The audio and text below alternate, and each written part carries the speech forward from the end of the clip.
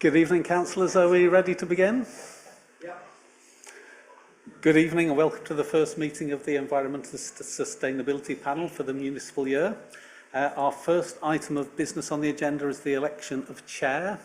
Do I have any nominations, please? Councillor Spindler? Carl Powling, please. Is that seconded?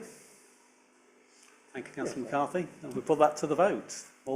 Sorry, first, any other nominations, first of all? No. Okay, we'll put the election of Carl Powling as chair to the vote, please. All those in favour? Vote for yourself. That's carried. Thank you.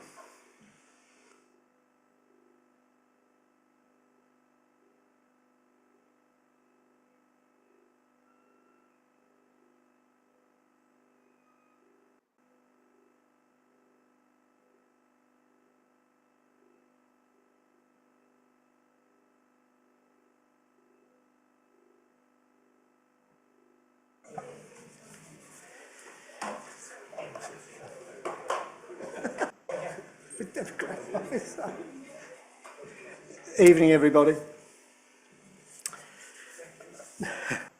The next item on the agenda is the appointment of the deputy chair. For this, I'd actually like to. Sorry. I'm going to propose one, Chairman. Okay. Do you want to propose first? I'd like to propose Catherine Spindler, please. There we go. May I have a seconder, please? Can we? Okay, we got a fight for seconding here. She's a very popular lady, Chairman. It must be. If we can put that to vote, do everyone agree? Catherine being deputy? Yeah. That's carried. Okay. So I'd like to welcome everybody here. Welcome to the meeting of the Environment Sustainability Panel on Thursday, the 25th of June, 2026. I am Councillor Carl Powling. I am the Councillor for Mersey and Pyfleet Ward and Chair of this panel. And I will be chairing the meeting this evening. Action in event of emergency. There are no practice alarms planned for this evening, so if an alarm sounds, please evacuate the town hall by going down the main staircase or the back staircase to the High Street and enter the car park behind the town hall in Runwald Street. This meeting is being held in the grand jury room in the town hall in Colchester and is also being live broadcast over the internet, where it can be watched via the council's YouTube channel, where the recording will be available to view afterwards. Please would all speakers use microphones at all times and speak directly into the microphone. Members of the committee may use electronic devices to access their meeting papers, and visitors are welcome to use mobile phones and other devices, including cameras, but please use them discreetly and set them to silent, and do not use voice or camera flash functions. There are toilets on every floor in the building and an induction loop in this room. We will have a short break at 7:30. Inductions. I will now ask members of the committee and attending officers to introduce themselves, starting on my left. James Ryan, Director of Planning, Sustainability and Climate Change. Simon Davison, Sustainability and Climate Change Manager. Marianne Capps, Sustainability and Climate Change Officer. Emily Harrop, Transport and Sustainability Joint Lead. Mike Pollum, Transport and Sustainability Project Officer. Councillor Kemal Chufol for Castle Ward. Faith Smalls, Councillor for Old Heath, The Hive and Rowhedge. Councillor Robert Davidson, Mersey and Pyfleet Ward. Dennis Willets, Lexton and Braeswick Ward. Andrew Ellis, Markstay and Layer Ward. Councillor Vanessa Moffat, Mile End Ward. Councillor Catherine Spindler, Saints Ward. Councillor Sam McCarthy, representing Shrub End Ward.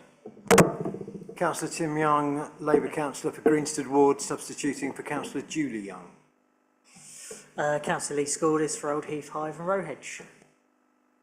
Richard Clifford, Democratic Services Manager. Thank you for those introductions. As said, substitutions is Councillor Tim Young for Councillor Julie Young. Next item on the agenda, urgent items. We are aware there are no urgent items. It's not a very urgent item, Chairman, but your Vice Chairman is sitting down amongst us and she might want to take a seat next to you. That's true. Do you want to come up here, Catherine? You could use this one.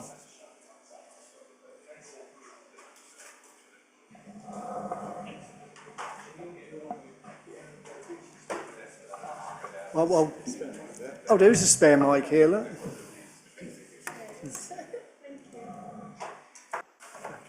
Okay.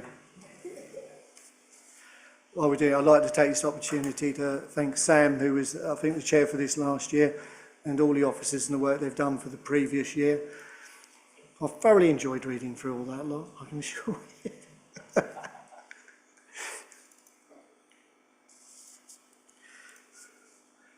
I believe there are no urgent items on the agenda this evening. That's right, Chair. Next item, declarations of interest. Councillors, has anyone got any declarations of interest? I mean, I'm a member of Pesticide Free Essex. I don't know if it is quite relevant, but I believe it would be better if I declare it. Thank you. We'll record that, but I don't believe there's anything on the agenda that would require a declaration of interest in relation to that. We'll take the next item, which is the minutes of the previous meeting. So can the committee please confirm the minutes held on the 12th of February 2026 and that they are of correct record? Yeah. All agree? Thank you. Next item is have your say. I believe there are no speakers this evening. There is no have your say this evening, Chair. Thank you. Well, we'll get straight on to item 9, Climate Emergency Action Plan update. The Planet will consider the report which presents it with an overall update of the Council's Climate Emergency Action Plan. Good evening. I'm assuming that you've all read the report, so this is just a summary. If you haven't, I'm more than happy to read through what I have here. Taking that as a yes. So just to summarise, the Climate Emergency Action Plan for 2026 to 28 is structured around 8 key themes, supported by actions covering emissions reduction, renewable energy, biodiversity, sustainable transport, waste management, partnership working, planning and housing, and organisational change. It was first introduced in 2019 and has been regularly updated. The most recent iteration is in 2025 to strengthen scope and delivery. So the key ongoing priorities include evaluating solar PV potential across the estate, improving energy efficiency in council buildings, supporting renewable energy and community initiatives, strengthening climate risk awareness and adaptation, and continuing work on air quality and active travel. So in November 25, we did a comprehensive review of the Climate Emergency Action Plan and found that 73% of actions since 2019 had been completed. The review also identified the need for improvements to ensure that actions are clearly justified, aligned with SMART principles, include risk assessments, and are categorised as mitigation or adaptation, with a stronger emphasis on adaptation. A new framework has been developed to embed climate considerations across all service areas. The next phase engages with service areas to support a coordinated and continuous approach to environmental sustainability and climate action. Thank you. Thanks for that report. I did read through that. Have any councillors got any questions about that report? Councillor Davison. Thank you, Chairman. As a new member of this committee, although I was on the original one when it was formed, can I just ask about the order these are in, and does that give them priorities? Or are they all are they all dealt with equally? Thank you. At the moment, because we're undertaking a review, everything is being pulled in from all the different service areas. And once we've got all the actions from the service areas, we'll begin a review of prioritising the key areas for consideration and for further actions. Thank you, Chairman. My only concern really was that a lot of these actions will actually improve far more, will affect far more residents than, for example, the first one, which is just us reducing our emissions. So I think it's really important that we understand what the effect is on our population, rather than just ticking a box. Any other questions? Councillor? So it's not a question. I'm being a pedant. Sorry. It's in 5.4. It says a comprehensive review of the CIAP was undertaken in November 2026. Just to prove I did actually read the papers, you might want to change that. Thank you. Tim's laughing because he knows I do read everything. Thank you. It's a bit like the TARDIS, that one. You've got the report before it's even come out. Thank you. I believe that's a typing error. I thought it might be. Councillor Willett? Thank you, Chairman. I'm a new member to the panel, although I did occasionally drop into the old panel just to see what they were doing. It's good to hear that there are 40 projects under 8 headings. Unfortunately, one of my hobbies is being an accountant, and so I tend to ask questions such as, is there a schedule showing the 40 projects and what the return on those projects is, either in terms of return on investment, capital used, or any of the standard features, so that we can get a feel for how well these projects are using the council resources and the council's capital. I looked at the link which was there and found it very difficult to understand anything about these projects from that link, mainly because I'm one of the few councillors who are running on the very restricted access to the council's systems. So it really is difficult to understand the details of these projects, but the principal detail I'm interested in is the return that we're making on these projects, because I assume that there is good work going on climate projects, and they will all be making a decent return. Any project which falls into the climate emergency probably won't be making a decent return because it's justified on other reasons, but it will be useful to have a table which concisely shows that information, if that can be furnished, Chairman. Thank you.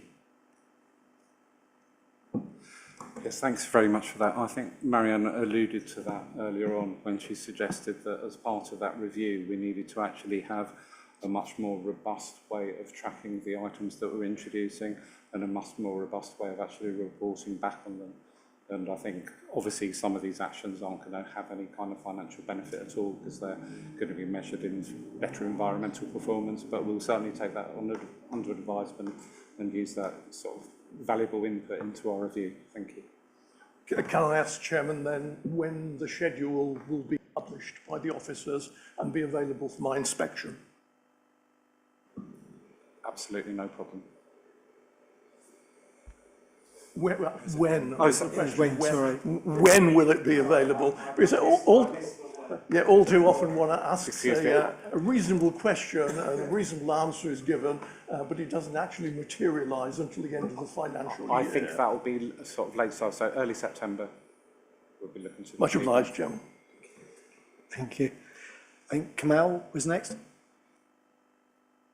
Thank you, Chair. Well, I want to start my speech by thanking officers for this report and highlight one specific point. So it was noted that since its launch in 2020, the Climate Emergency Action Plan has been regularly updated with 73% of actions now completed. I believe this is a significant achievement, and I want to thank everyone who contributed towards this progress and achievement.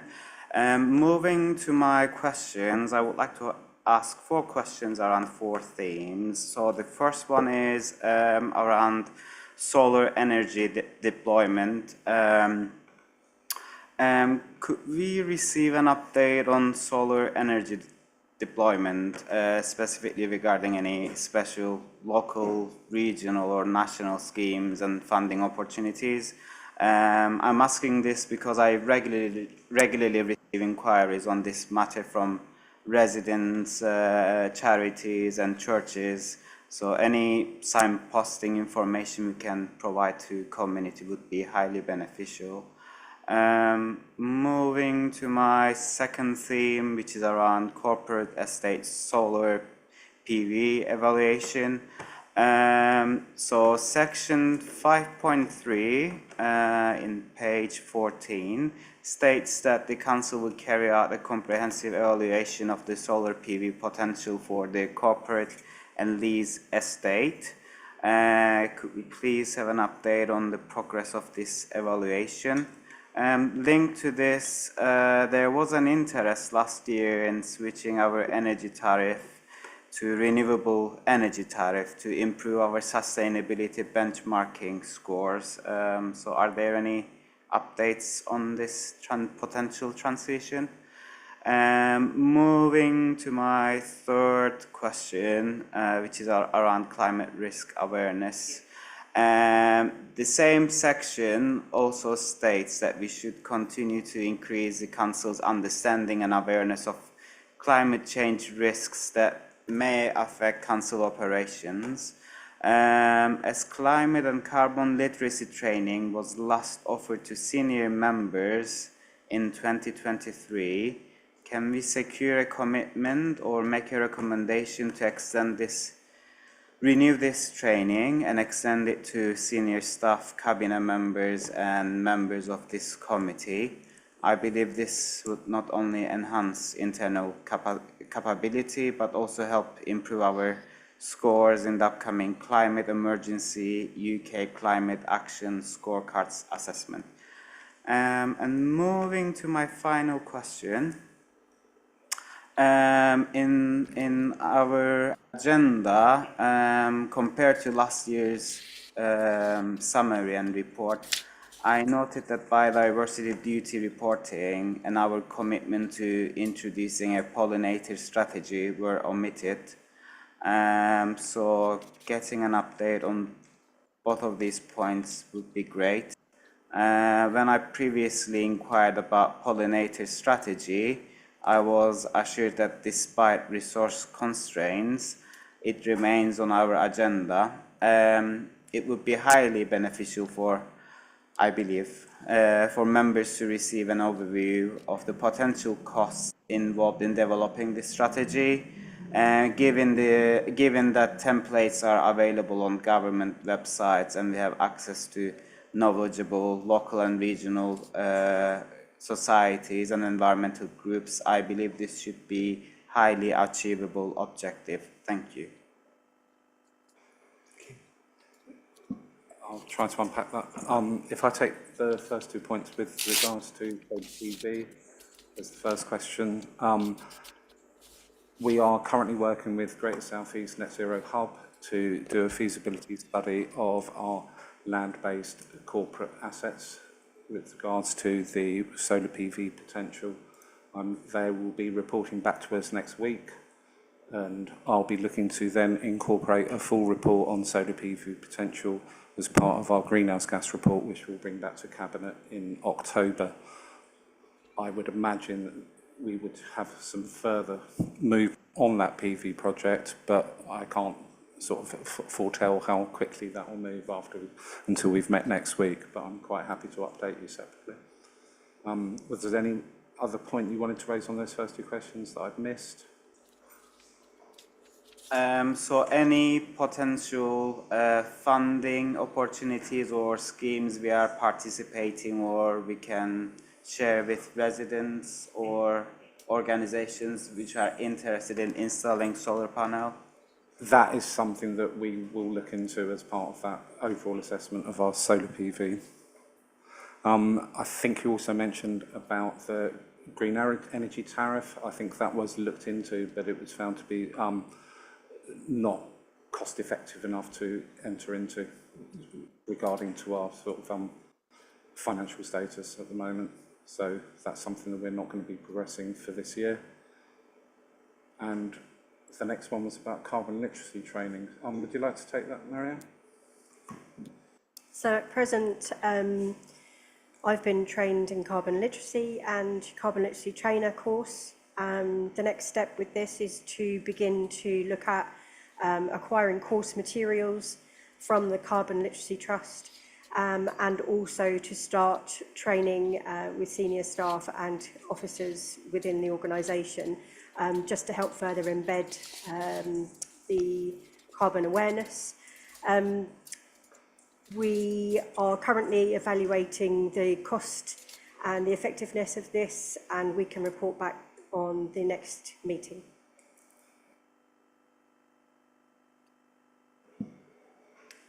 Thank you, Chair. And I also had a point around biodiversity, well, lack of reference to biodiversity, duty reporting and pollinator strategy.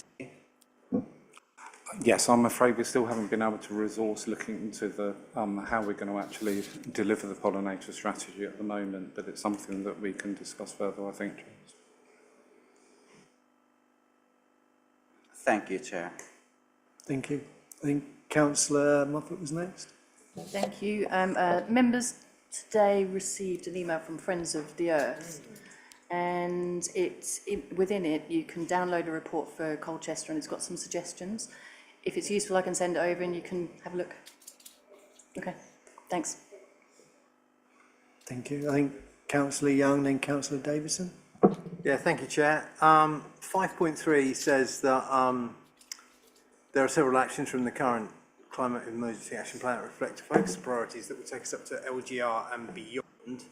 And yet, if the implications for on point 15, there are no devolutions LGR impacts from this update, I'd query that. I think we need to know, are we working with Tendring and Braintree? Have they got climate emergency action plans? How are they integrated with ours, and how are we going to take that forward? I have been working with colleagues in Braintree, but have been unable to identify a colleague in Tendring with that remit. And we are working towards a harmonisation of looking at how we continue with tackling the climate emergency. As you may be aware, Tendring actually dropped their climate emergency 2 years ago and have gone to the government standard net zero by 2050. And Braintree are also on the same trajectory as us at the moment for a carbon neutral status by 2030. I wonder, Chair, if it's possible to take this to a more senior level, not with due respect to Simon, and maybe ask James or a director to get in touch with Tendring, because, you know, we can't be working at different paces.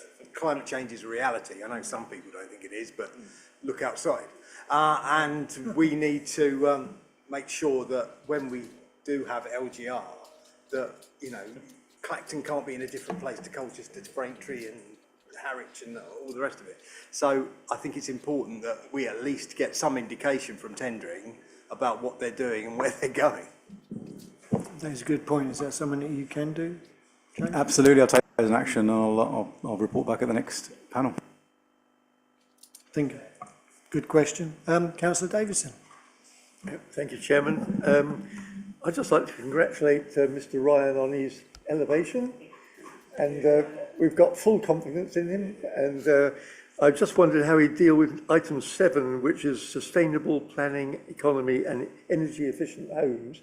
My concern is that the review that's currently underway, will that be in time to influence the local plan? the local plan, and you may wish to look at the currently published plan papers for next Monday's local plan. Committee has some net zero policies in it and energy efficiency policies in it. It's something that has implications in terms of viability, so something we're looking at very strongly, but they are more onerous than the building regs, for example. So that is certainly a matter for the local plan committee to take forward, or not, depending on how they feel and how the local plan committee votes on that basis. But it's certainly in everyone's minds at the moment.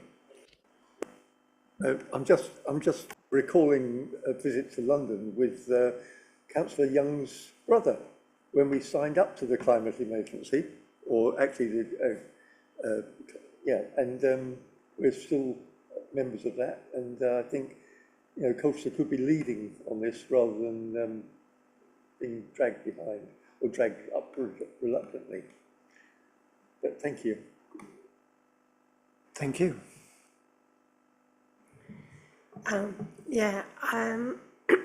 There was just three things that I feel that I've mentioned before and we've not got anywhere. The first was green walls. I think it was down to finance. Green walls are supposed to be a divider between the road and the pedestrian that's absorb the fumes. I'd suggested somewhere like Madeline Street or Brook Street, maybe the top of Brook Street or something, where that could be absorbed. And I think it wasn't something that could be achieved because was that part of Essex County or something. I suggested about parking bays for the scooters or bikes, and you were getting in touch with Essex County and going to get back to us on that one. And obviously we've all felt the heat today, and it's proven that greenery does reduce the heat in our cities. And although our pathways are down to Essex County, and and it's about sustaining and looking after those trees and the cost that comes with it, are we able to introduce more greenery within our roads and urban sides of just to reduce that heat level? That was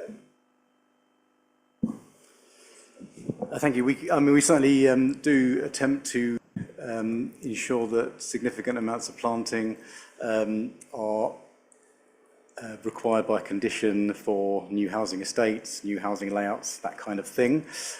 We have struggled in the past, to be honest, with road greening because of the implications for the adopting authority being Essex County Council in this instance. And obviously the more trees and greenery you have in the streets, the more difficult it is to maintain them, and they're under significant pressure like we are.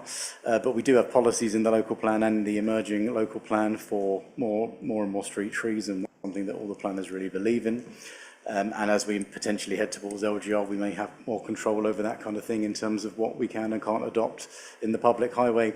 Anyway, but that will be borne out following LGR and devolution discussions, I'm sure.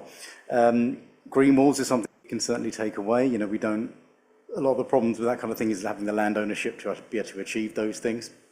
Certainly something that the planners would support, absolutely, but it's not something we get very many examples of. But they are absolutely great, and a great way of increasing biodiversity and that kind of the visual benefit, as well as the noise attenuation and extra oxygen that planting brings. That's certainly something we support. Parking bays for scooters. And electric scooters and electric bikes, that kind of thing, is something that we are also looking at in the new adopted local plan, or the new emerging local plan, in terms of how we deal with the overarching parking standards for all vehicles, from cars to two-wheeled vehicles and scooters. So that is all in hand. And we've got, again, there's another policy going that's to the next local plan committee that deals with parking, and that will then refer to hopefully a Colchester specific parking strategy that we can amend as we see fit. Thanks very much. Councillor Ellis. Just a quickie, James. There was talk of 30% tree canopy cover in new developments. Is that within the NPPF, or is that something that would be within our own local plan policy, or is that something that hasn't been taken forward now? I don't know. We currently have a 10% uplift in tree canopy cover in the current adopted local plan. We find that that's a kind of good balance between something that's achievable on site without having a huge amount of land take, when you have to consider that we also have to provide now preferably 10% biodiversity net gain on site, which might be something entirely different. Sometimes they'll align and sometimes they won't. And an emerging policy on something called SANGS, which is Sustainable Suitable Alternative Green Space, which is a requirement that is coming in from Natural England to provide alternative space, alternative to, for example, dog walking areas within protected areas like SPAs, SACs, SSSIs. So there's another potential land take there that will ultimately increase the amount of green space on sites, but not necessarily the canopy cover. But that is something we can certainly look into, and I'll have a peruse of the plan policies for I'm not aware of a 30% one off the top of my head, but that's something I will have a look at. That's a considerable increase in the canopy cover, but I'll have a look through the emerging plan papers and I'll get back to you.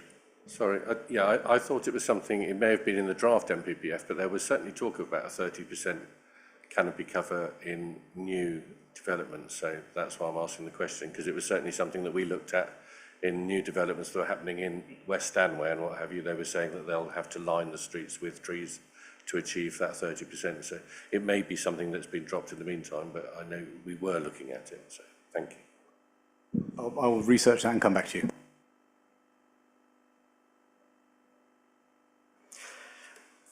I don't know if this is appropriate now at all, James, but as you know, a little while ago, I think this one is for you, might not be, but there was a scheme that Colchester City Council was actually talking about trees, giving trees away to the parishes and that, to plant within the parishes and that.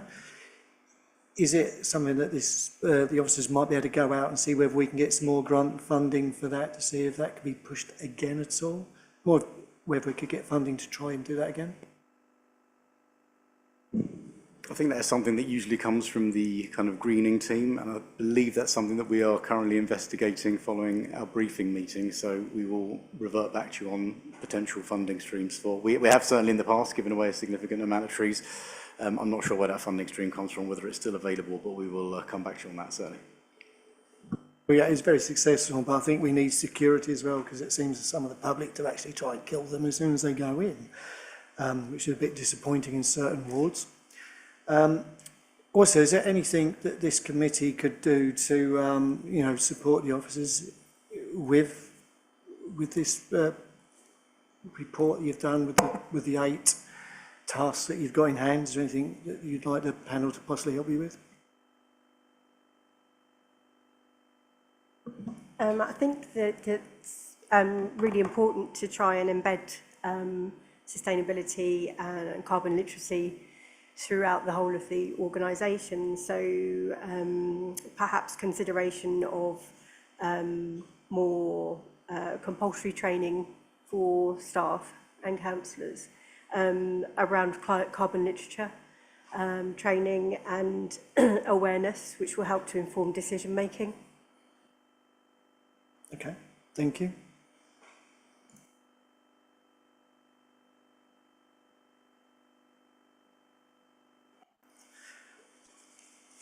So the recommendations for this is the panel was asked to note the contents of the report. Is that duly noted? Thank you. Next we go on to Sustainable Travel Projects Update. The panel will consider report, I believe, is that by you, Tom?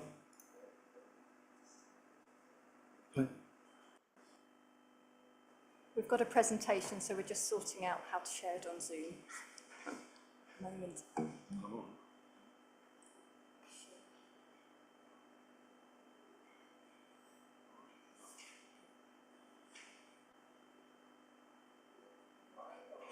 Just do the screen. Do you want the audio? Do you want the audio for the video? Or just No.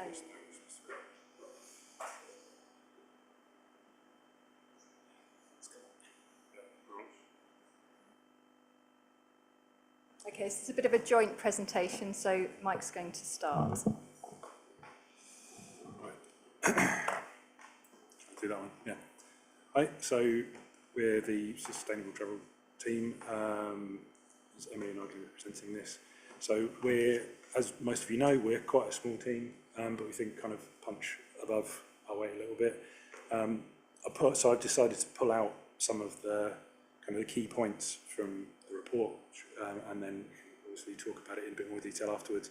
But we kind of wanted to highlight the value that we bring in so much as we've secured £3.9 million for the council since 2018. We've got another over 100 grand so far for this year for the work we do.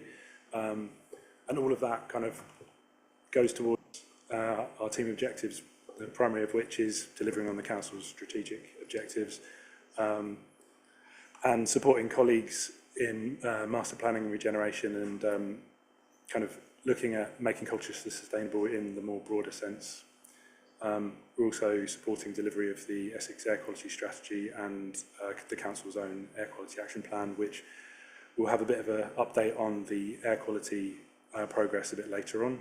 And I think something that's kind of really important for everyone at the moment is position us in a good stead for LGR and what's coming forward. So we've already mentioned kind of harmonising, but as well as that, just building relationships and recognising that there's kind of travel and sustainability and everything kind of goes across borders already. So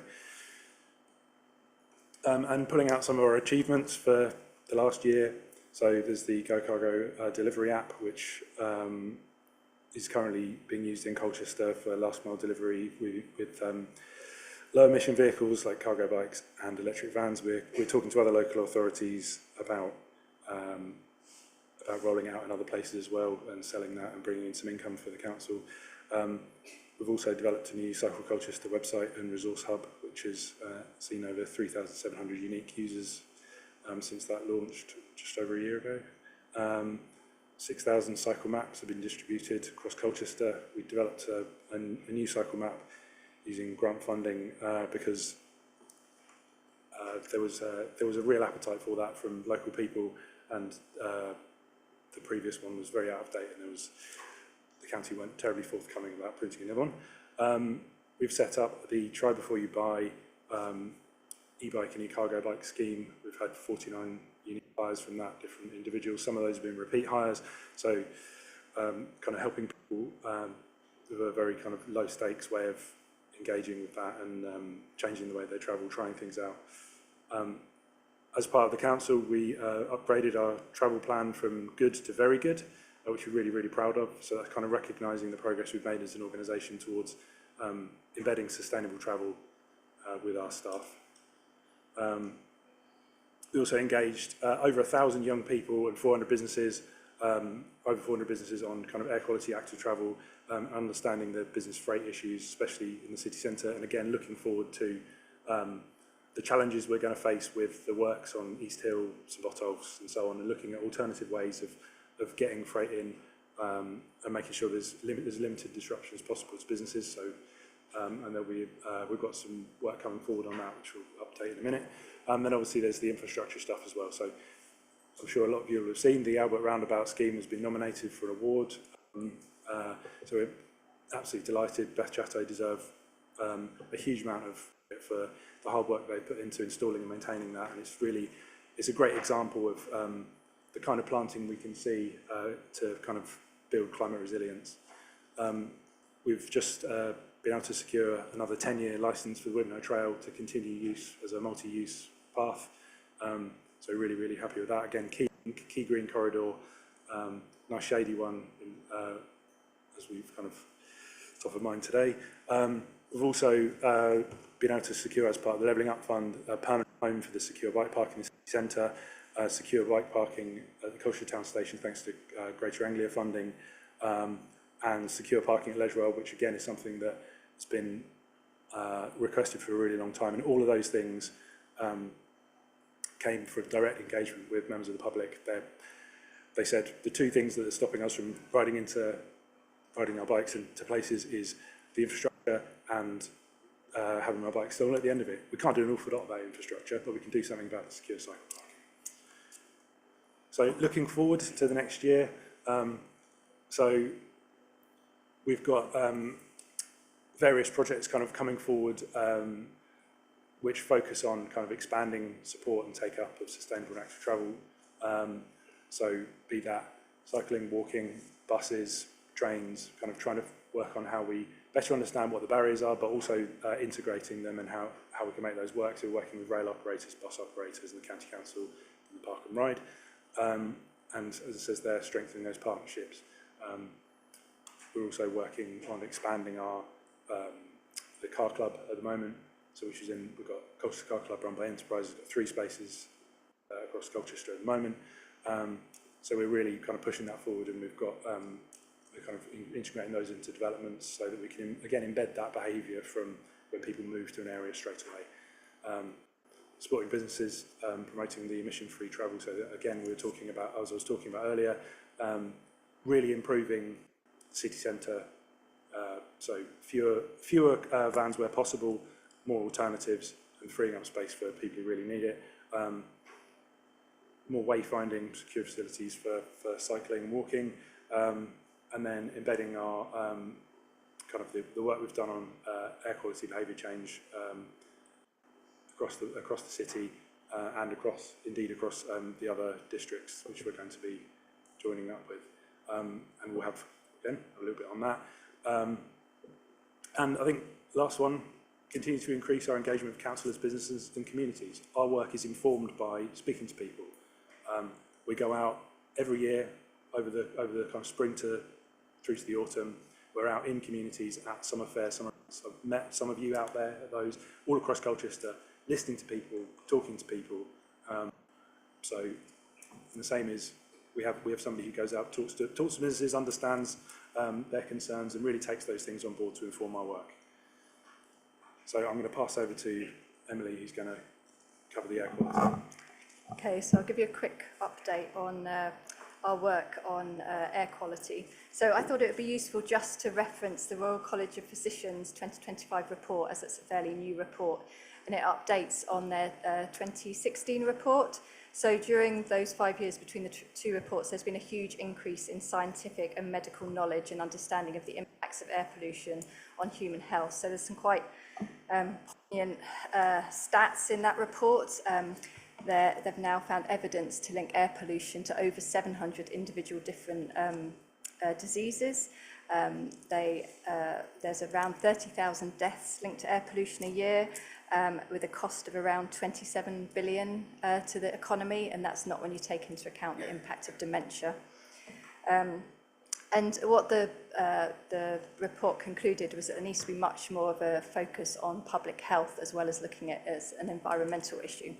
So with that in mind, a lot of our work, particularly this year, has been kind of strengthening our partnerships and our working relationships with public health and NHS partners.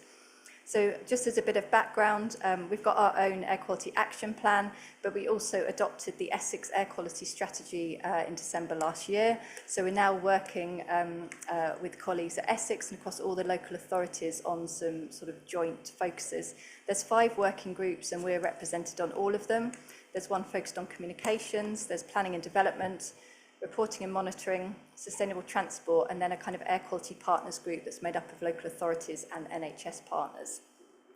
So we have, as Mike said, we continually engage with residents, and there's a couple of stats at the bottom there that show that residents really do support action on air quality and really do want to breathe clean air. So on to our local work. So 2 of the 2 new resources that we launched on Clean Air Day this year was some resource packs basically to help raise awareness of air pollution and its health impacts, and also to help people understand small actions that they can take to reduce their exposure to air pollution. So the first one, it was very much linked with the Royal College of Physicians report, and it was about training and resourcing health professionals to be able to talk about air pollution in conversations with patients on a day-to-day basis. Basically, this doesn't happen at the moment because it isn't part of standard medical training, and obviously there's a lot of pressure on health professionals within appointments. There's a mental space issue and taking up a lot of new information. So basically we've come up with a very short an easy to implement way of introducing air pollution into patient conversations through a 30-second conversation, which they can then suggest some ideas, but then signpost the patient to where they can find more information. We've got a patient leaflet that supports this. We've got a training video for health professionals, some role plays showing how to have these conversations. And then it's being hosted on the Essex Air website, where there's further more in-depth information and tips for people to follow up on. And this project focuses on indoor air pollution as well as outdoor air pollution, because indoor air pollution we know is a big issue, but again, it's little understood, and the evidence needs to be built up of the impact on health. So that's one project. So I didn't say, but that project we've jointly funded through our DEFRA funding, and Suffolk County Council have contributed as well. So this has been a cross-region project. The project partners have also been Essex County Council, the Integrated Care Boards, and Colchester Ipswich Hospital. So that's one project. And the other project we launched, or the resource pack we launched on Clean Air Day, was our own 16-minute online e-learning, which can be used by businesses or individuals. And I did share it, so you may have seen it. This is just a short, interactive, easy to use, even children could actually follow it. And it's all based on, or using the imagery from the Essex air quality strategy. So there's that kind of consistency in messaging and reinforcing in messaging on air pollution locally. And I think all the work we're doing with Essex and local authority partners is really good in the lead up to LGR, because it's air pollution doesn't stop at borders. So all of this work and using the same imagery really helps to get a widespread understanding. So coming to our own air quality management areas. So we have 3 in Colchester. It's the north end of Brook Street, the north end of Mersey Road, and St John's and Osborne Street, all areas where there's a canyon effect, where there's tall buildings on both sides and the air pollution can't disperse. So we monitor for NOx, and that's what our air quality management area is based on. And it is positive. Air quality is improving, and as you can see, this is Brook Street, so we haven't had any exceedances against the national standards for the 4th consecutive year. So we may well get into a position where we can revoke soon. With Mersey Road, again, this year it's been the first year that there haven't been any exceedances. And in Osborne Street, most of the sites have been fine, but there is one unexpected exceedance, and we think that may reflect all the pressure on the bus station and the pressure with the layover, so buses are standing with their engines idling. So that's on the NOx, but we don't currently monitor particulate matter. That is one of the new government targets and a real area of health concern. So that is something that we're working on with Essex County Council and the local authority partners to see whether there's any funding opportunities or ways that we can introduce some monitoring of particulate matter, because it's a lot more complicated and expensive to monitor compared to the NOx, which can be measured through diffusion tubes. So I hope that's useful. I welcome any questions. Thank you.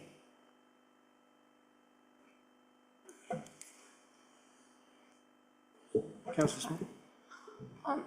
Where the air quality has started to improve in Brook Street, etc., do we know what factors have helped it improve? Well, we hope that all of our projects have contributed to that, of course, but it will also be improvements in vehicles, newer cars, more electric cars. Obviously, modern cars tend to have the automatic switch off. We have now got our no idling signs up in Brook Street. They were down for about a year, and now they're up on a semi-permanent basis, so probably at least 5 years. So I think there's a number of different factors that will be contributing. No, I'm just interested because in my own work we've switched to electric vans, and obviously other companies have switched to electric vans, and I wondered if that is making the impact or contributing. What do you mean by electric vans? Sorry, could I just clarify? Vans, electric vans, a van. a van that Oh, you drive sorry. that's electric as opposed to 50. It's too hot today. I used to drive a diesel van, now I drive an electric van, as do lots of other people in similar industries. So I'm wondering if that's now got to a critical point that it's made a difference. Sorry, the heat had got to my head. I thought you said fan, and I was a little bit confused.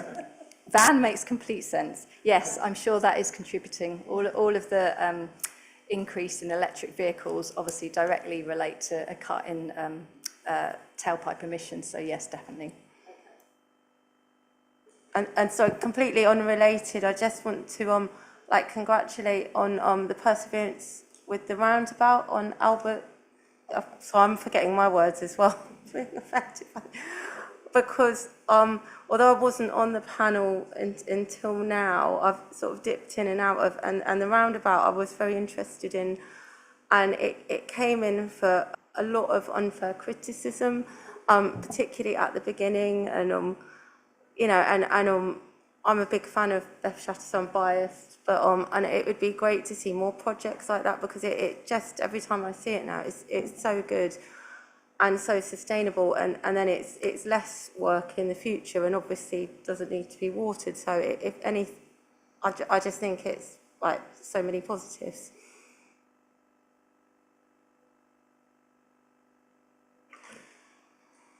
Councillor Kamal. Thank you, Chair. I'm also delighted to see Albert Roundabout once again turning into a green haven for pollinators. Beth Chateau really turned it from a grey and boring roundabout into a small wildlife oasis, which is now being appreciated by residents and also visitors. It also inspired myself and my fellow ward colleagues to carry out similar drought-resistant planting days on North Station Road.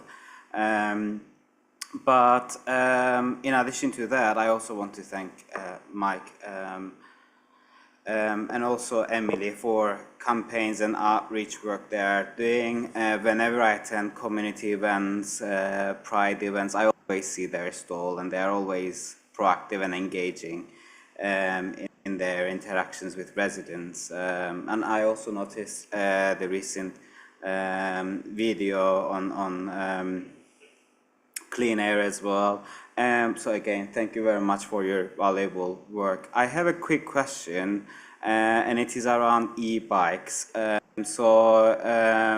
always walk to city center, and now that we are having drier days, I noticed 1 or 2 e-bikes thrown into river. So if we were to remove them, is it under us, or do we need to approach the company who is providing those e-bikes, and is there an email address? How can we flag these up, and also inform and share it with residents as well? So if they have abundant, if they see abundant e-bikes, they can give a call or drop a quick email. Thank you very much. Well, firstly, thank you very much. It's very kind words. It's quite nice sitting out in the sunshine. So on the dot bikes, so we have an agreement with them that they manage them on our behalf, and you might have seen some of the cargo bikes going around, kind of picking those up. We have a local company, Coastal Cargo, and they work on behalf of DOT to pick those up. They were pulling one out of a river today, as it happens. All right. May well have been the one you're thinking of. Okay. So a resident informed our parks team, who then got in touch with DOT. But there is a dedicated Colchester email address that goes straight to their area manager, going to a Blackpool. I've personally spoken to the man, he exists.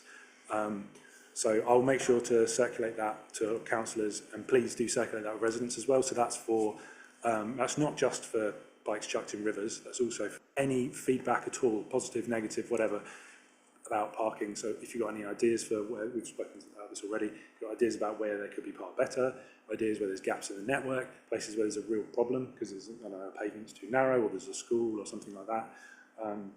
Yeah, so all that go to them, and they're very, very responsive. And so I'll make sure, as I say, that will go around to all councillors, not just the panel, so you can follow that up.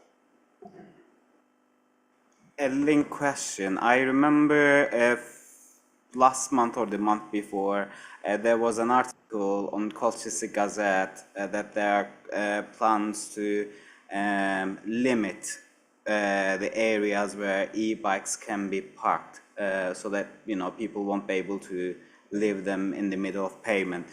Any updates on that?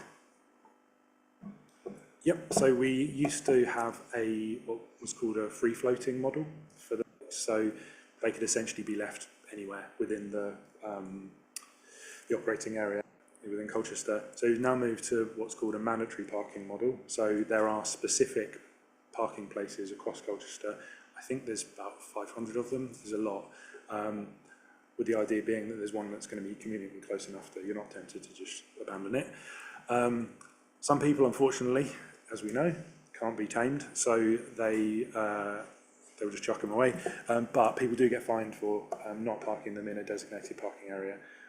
Essentially, the timer keeps going, and they're just charged an enormous amount of money for parking it outside of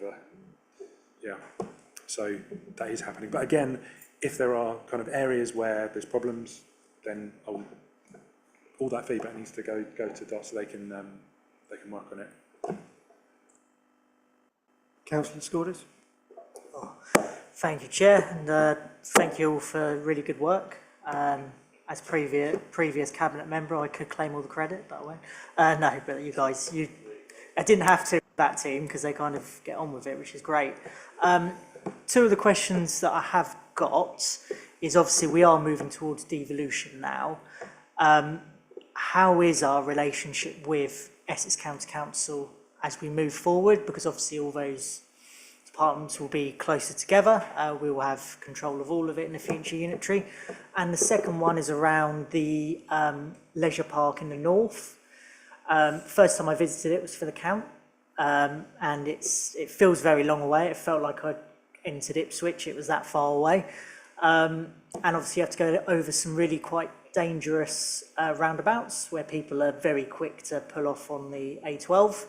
I'm wondering what plans we've got to make that safer to cycle to or bus to, for example, a park and ride, whether it could be extended there, moving forward, because that's obviously going to be a big hub as we start introducing, we've got VU Cinema and so forth already. So yeah, we're really interested in that. In terms of our relationship with Essex Council, we've always worked very close with officers there. So we've always worked closely with their sustainable and active travel team. We're working closely with their electric vehicle charging team. And also now they've employed an air quality manager to coordinate the rollout of the strategy. So we'll continue to build those relationships as we move towards devolution and LGR. And yeah, they're generally positive. We work, complement each other and in terms of the work. And they're very interested in a lot of our work, especially our projects that we've delivered through our DEFRA funding, because a lot of what we've done could be scalable or could be rolled out in other places. So we've had a lot of discussion with them about different projects, including the e-learning that could, a more generic version could be made with a few simple tweaks that could then be rolled out across Essex. So we'll continue to build on those relationships. In terms of Northern Gateway, Leisure World, they are part of the council's travel plan. So we have worked with them on sort of different ways of travelling up to the Northern Gateway, and also sort of recommended cycle paths, because there are a number of ways you could go. The way you went doesn't sound like the most ideal one. We tend to recommend the Boxted Road route, don't we? Yeah, go on. Pick yourself up a cycle map. Yeah, well. Yes, but I mean, that's something we could pick up again with them. With our recent work with the travel plan, we've been identifying a travel champion at different locations so that they can be a conduit for sort of promoting sustainable transport to staff and to visitors. So I think we have one for the Northern Gateway. So I'll certainly follow that up with our travel plan coordinator. Thanks. Just one very quickly on that as well, with regard to the junction specifically. I understand there's some kind of very early stage work in terms of as part of the larger leisure park to kind of look at that, but that's probably quite a long way off. But it is kind of as part of the wider junction improvements. Councillor Young. Thank you, Chair. Great progress by the officers. I think we're really at the leading edge on this, so well done. I'd endorse everything Councillor Small said about the Albert Roundabout. It looks great, and I hope those who criticised it at first are now eating their words, because it is a superb advertisement for Colchester. Just a couple of very specific points. In Appendix A, where you've got the survey results, it says about the Essex Pedal Power, which I know Maz knows about, providing free bikes to areas of Colchester, part of the Heart of Greenstead project, which has town deal money, so that's how it's been funded, but it says expand it, and it seems to have, you know, over 60% support for expanding that. I think we've given away over 900 bikes in Greenstead, which is fantastic, encouraging cycling. How do we intend to resource that if it is generally supported? Are we looking for more government money or other help? And the other specific point is in Appendix B about supporting walking and working with ECC planning colleagues and partners to support delivery of infrastructure to support active and sustainable travel. The Wivenhoe Trail is mentioned.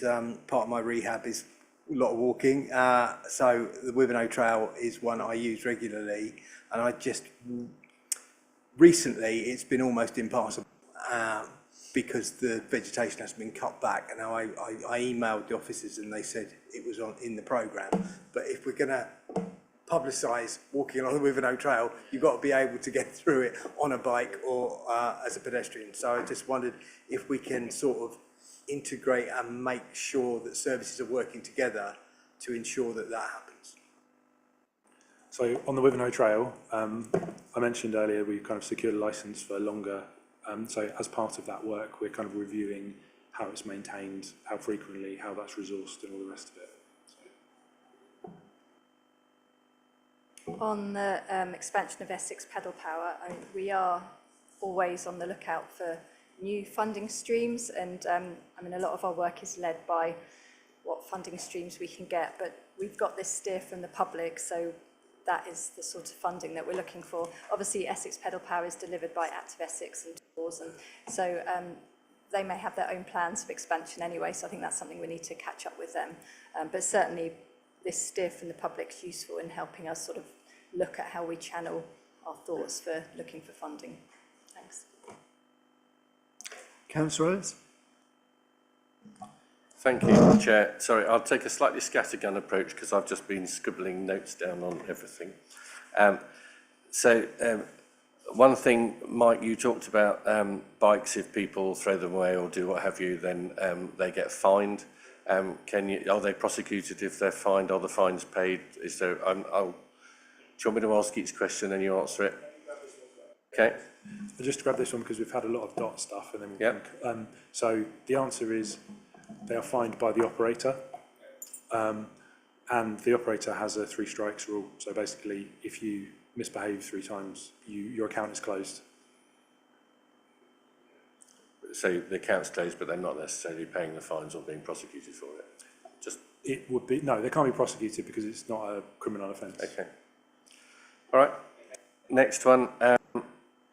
Freight hubs. Other people look at doing freight hubs. It's something we've talked about before in Colchester, breaking up so the larger vehicles come in and then the freight is distributed through the city on smaller cargo bikes or what have you. Is that something we're looking at? Have we actively looked at it? Are we getting anywhere with that? Short answer, yes. That is our work stream for this year, starting in July, is going to be really focusing in on looking at viable locations for freight, for what we're calling micro distribution hubs. So we've got a proof of concept trial one going on at the top end of Brook Street at the moment. which we've been supporting a cargo bike operator from there. And then we're looking to kind of do a wider piece of work to understand kind of where freight's coming from, where it's going to, what kind of where it's coming off of the spine routes. So yes. It's encouraging. It's something we've talked about for quite a long time, so I'm glad we're now getting somewhere with it. Albert Roundabout, I've just put a big tick round beside because I'll endorse everything that's said about that. Love Beth Chatto's, love sustainability, and their planting is brilliant. A lot of this report is, we've got various figures for respondents to surveys.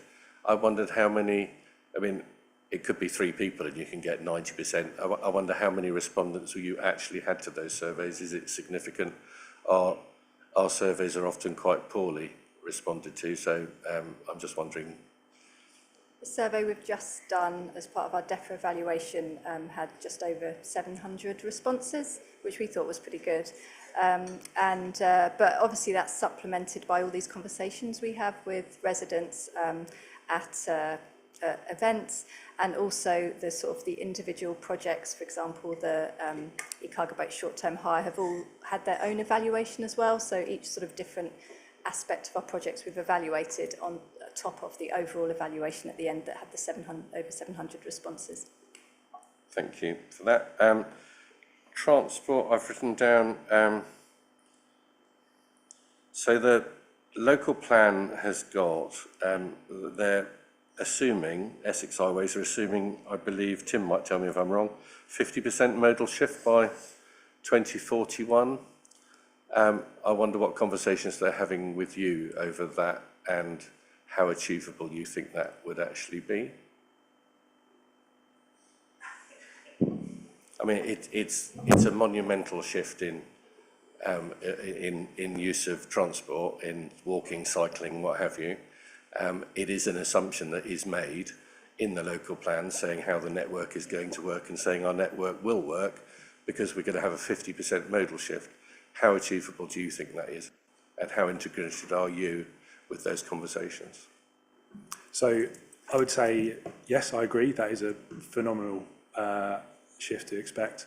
I would say that our work that we, from talking to people and our experience is modal shift doesn't need to be a wholesale modal shift. Someone doesn't have to change their journey or every single journey to be an active one for it to have a significant enough effect for it to be sustainable. So we take the approach of kind of giving people travel choices. So it'll be, you know, walking to school, cycling to the shops, driving to Tesco's or something like that. So I think if you a 40% shift or 50% shift to every single person riding a bike all the time, that's not going to happen. But everybody changing their habits sufficiently to create a sustainable network absolutely is possible. Yeah. So, interesting answer. It's what I expected. I do agree. Trying to make people change their habits and how they work. It's one of the problems we've got, obviously, with St Botolph's and what have you, where people are getting upset with cycle lanes and more permeability into the town. But actually, unless you provide that infrastructure for people, you're not going to get them to use it. Which brings me on to something I banged on about when I was on this panel years ago, which was schools and getting young people to cycle to school or walk and cycle to school. In the old days, when you didn't have a choice and you had catchment areas, it was quite easy for children to walk and cycle to school because it was quite close to where they lived. Now, you've got children going all over town. And one of the things I was asking for before was there a way we could have more segregated cycleways? Because I think parents, certainly parents I spoke to, would be happier letting their children cycle if they were on a segregated cycleway than if they were on the side of, you know, sharing the road with traffic. I know that hasn't really happened. It has to a degree, but not very much. I'm wondering whether there's, I won't say facetiously, but you did sort of smirk somewhat at Councillor Scourders and say, get yourself a cycle map. I don't know how widely advertised those are and how we advertise the fact that there is a cycle map that Councillor Scourders can get hold of. Is there one for young people. One of the things I'd said that we ought to have is one for schools where you actually identify the school, identify where the young people are that need to access that school, and then try and give them the safest possible route for getting to that school, so from A to B and back again, on walking or cycling. And I wonder if we've actually done that yet. I asked for it years ago. I don't know if the work's been done. So one of the projects we've delivered as part of the last DEFRA project was to create an active travel map that can be bespoke for each school. So it takes a segment of our Cycle Colchester map and we add on all the sustainable travel options, so nearest bus stops, walking routes, cycling infrastructure. So that is now available and any school can ask for that and we bespoke it for their school. Obviously that's about the infrastructure that's there at the moment. Obviously the infrastructure side is Essex County Council and we do work with Essex County Council obviously to try and lobby and for better cycling infrastructure. But we've developed these maps and one of the working groups for the air quality strategy is very interested in schools and active travel and sort of bringing everyone together to try and better influence travel behaviour change as well as looking at the infrastructure side. So I think it's, we need to come at it from both angles. But if you know any schools that would like an active travel map, we'd be happy to talk to them and create one for them. It's more, how are you actually advertising that to schools? Have you gone out to the schools and said, we have produced this for you, can you use it? I don't know if we put the number in here. I think we've produced them for 22 schools so far. That's a bit plucking it out of the air, but we have had a lot of interest from schools and we reach out to schools. We don't always hear back from them, but those that have come back have asked for the maps. Just quickly, on your point there, if anyone is a school governor or has contacts within schools that don't already have something like this, just put them in touch with us and we'd be delighted to do that. It's a really useful piece of work. I just wonder how it's being advertised to, so making sure that actually the schools know it's available and for them. I think it would be really useful. And the last thing I was probably going to ask about was funding. A lot of this stuff is reliant on funding, and it's just wondering, I think, where you are with the funding and if you can't achieve the funding that you're asking for, what is going to happen to all of this work that you're trying to do? Very good question. Well, we've secured, as Mike mentioned, we've secured 110,000 for some very specific projects this year. Obviously, over the past 6 or 7 years, we've had some chunky DEFRA-funded bids. We have looked at everything we're doing to think about a sustainable legacy and how we can make sure they continue. A lot of the resources we've embedded and made available to the public and to the schools so they can use them. So funding is becoming more challenging, but we're really trying to make sure that whatever we introduce can be carried on sustainably without a huge amount of funding to continue it. So, and I think also with these resources, as long as we can keep them up to date, then a lot of them will be long lasting. And as I mentioned, they can be used widely across our communities. But what's really important with our work is working with partners and encouraging partners to use the resources and to help spread the reach of the projects.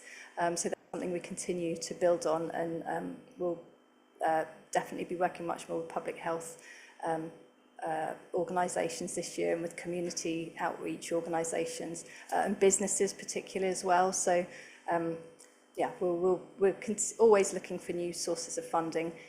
We're secure for this year, but I don't know about after that.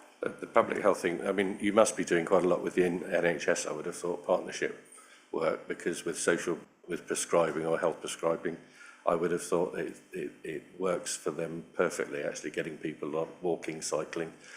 Tim's learning that.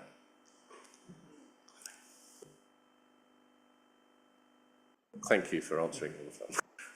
Thank you. Councillor Willett? Thank you, Chairman. I'm sure you know I represent the Lexton and Braeswick ward. Lexton, of course, is in the town centre.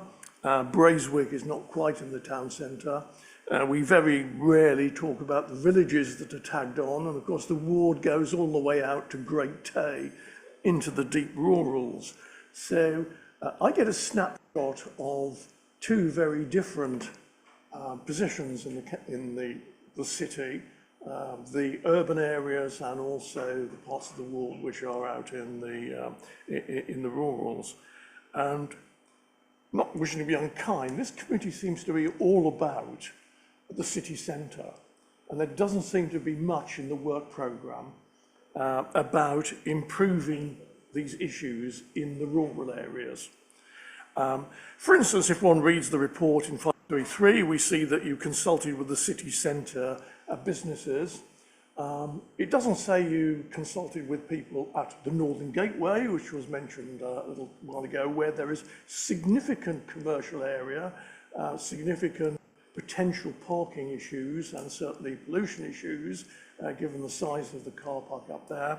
It makes no mention about what consultations were carried out on the sustainability, walking routes and so on, with the companies on Tollgate, where you have the biggest Sainsbury's in Europe, you have the most profitable M&S in the East Anglia region, along with the old B&Qs and all the other things which people love to go to. Yet we don't seem to have consulted them on many of these significant issues on parking, on walking, on cycling, and so on.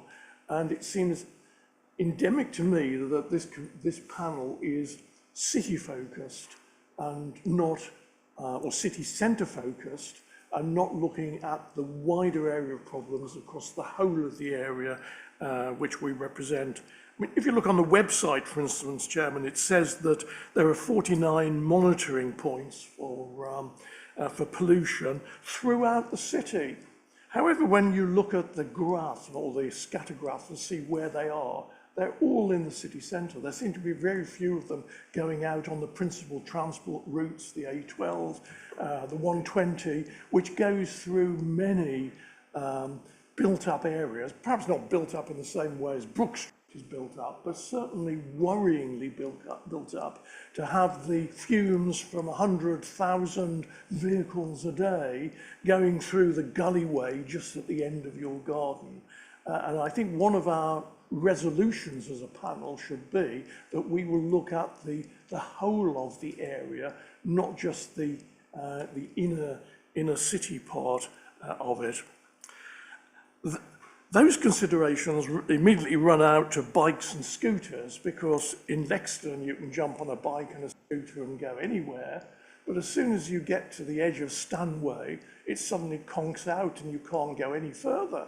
And people ask the very reasonable question, why is it you cannot go all the way to 8 Ash Green or to Oldham, or even parts of West Burgold on the scooters? Why do they have to conk out as soon as you get to the edge of what you describe as the urban area?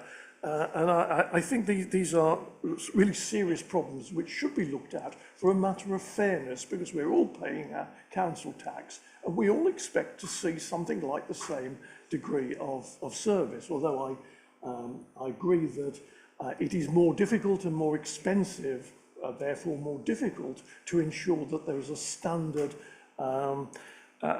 quality of service throughout the whole of the area which we represent. No more so when it comes to bus routes. I mean, to get back to the village where I live in this evening, there is a bus that goes at 18:30, which I think I've missed, and there is another bus which goes at 2000, which it looks as though I'm probably going to miss, and that's it. Now, this should be a significant worry, given the objectives that are stated by this panel, that some of the wish list you have will never be fixed until we have a standardised quality of service. For instance, a half-hourly bus service running till 11 o'clock, serving every significant community of, say, over 500 people. And this panel seems to be giving no focus to these type of issues in the reports. Good work is being done, but it's being done in a very narrow, confined area, and there is scope to do it elsewhere. Then one of the great horrors of horror, Chairman, we're very keen on people walking. I'm keen on walking, although given the state of my knees, I can't walk all that far, but I try and do it. Up to 3 years ago, you could walk from where I live in 8 Ash Green to the Tollgate Centre and do your shopping, visit Marks and Spencer's. Probably wasn't there then, but it is there now. And there was a very convenient walking route along the 1124 over the A12 to reach what was a very attractive shopping centre for people in the village I represent. 2 years ago, National Highways come along and they decide that junction 26 on the A12 is now over capacity and something needs to be done. What they did was they signalised the junction and they took out all the walking routes across that junction. So now we have no walking route, direct walking route from 8 Ash Green and Oldham to the Tollgate Regional Centre, which is, or area centre, whatever we call it, which is where you get your local groceries and your screws and your bulbs and everything else. Reading this report, you would think that walking was important and that this panel would be looking at every opportunity to increase the potential to walk. Here we have a government department actually taking away the facility to walk. Admittedly, they provided a tunnel which commonly called the Muggers Tunnel in Stanway, which adds an extra 1.5 miles to your walking route. So they probably feel they've got a clear conscience. The local people feel that their walking route has been taken away. And my challenge to the panel this evening, Chairman, is that the panel should go head to head with the National Highways and say, look here at junction 28, you've put in a pedestrian phase on the traffic lights on the A12 junction 28. Yet at junction 26, just because the capacity is slightly greater, overloaded than junction 28, you've taken out the facility to walk along the 1124, which is one's statutory right to walk along the road, but it's no longer possible because it's a death trap, given that there are no pedestrian phases in the signalisation of the junction. So that is my challenge to the panel this evening.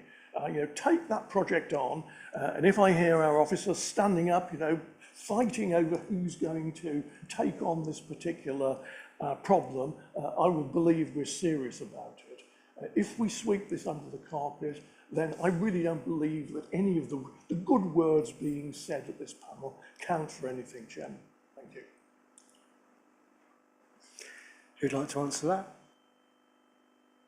I can answer the first point about the rural versus city centre. We do acknowledge that a lot of the work is focused in the city centre.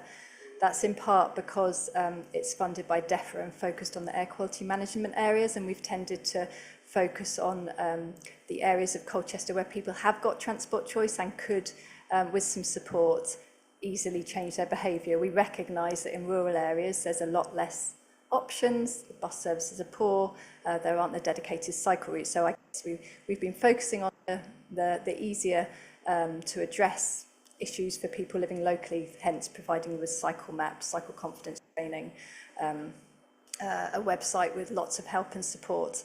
But in terms of buses, one of our next big focuses is looking at buses and doing some engagement with residents about why people use buses, don't use buses, what's good, bad about the services, and that's certainly something that we would expect to engage with people beyond the city centre, because we really want to understand what the barriers are to bus use. So I think with the work coming forward, we can, we can look outside the city centre, but previously, because it's been DEFRA-funded projects, we have tended to focus in the city centre. In terms of DOT and the e-bikes, we have had one expansion. They were within a smaller urban area, and they have been expanded out to Hawksley Heath, haven't they? West Burgold. Hawksley Heath, West Burgold, Marks Tay, go out as far as that now. But if there's demand for them, then we can certainly, it's easy enough to ask for them to be expanded. So if we can demonstrate the demand, then certainly willing to have a conversation about that, definitely. Just on a point of information, we haven't had scooters for some time, have we? No, that's a very good point, actually. So from it was last summer, we withdrew from the government e-scooter trial, which was administered by Essex County Council, and we now just have the e-bikes. So can I just very quickly say on the bus thing as well, it's worth noting that we kind of influence as much as we can at the moment, in terms of bus operators and again the county council. But ultimately, they are commercial operators, so there is only so far we can go with that. But demonstrating demand again is the way to increase service levels. So. I will have a chat to National Highways and I will see why they've done what they've done, whether that's reasonably justified. And I can't promise a lovely new bridge or something, but I will try and do some research, speak to them and see if there is a way forward, because I acknowledge that is a problem.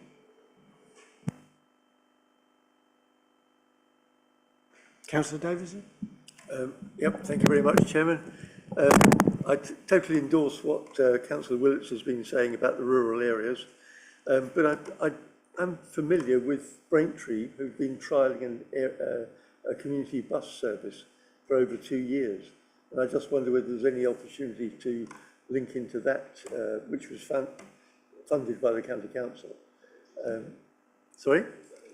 Is that the DigiGo? Yes, yes, and again, you know, a lot of our rural area is not serviced, or it's serviced by subsidised double-deckers, which are totally impractical and expensive.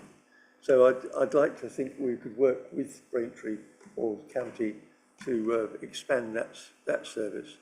The other thing, just wondered how much engagement we've had with local colleges, especially the sixth form and the Institute, in developing an app. Because it's all very well the county council saying they don't want to print any more versions of the map, but if we all had a map on our phone, an app on our phone, we could take it with us. And I just don't know why that hasn't happened. I'm delighted to see that the dot map bikes are coming to Mersey. I would ensure that they're able to get to the Peldon Rose, just over the Strood, because they can go through salt water. Because actually, again, you know, if you're trying to sustain rural businesses, that's really quite important. Yeah, thank you.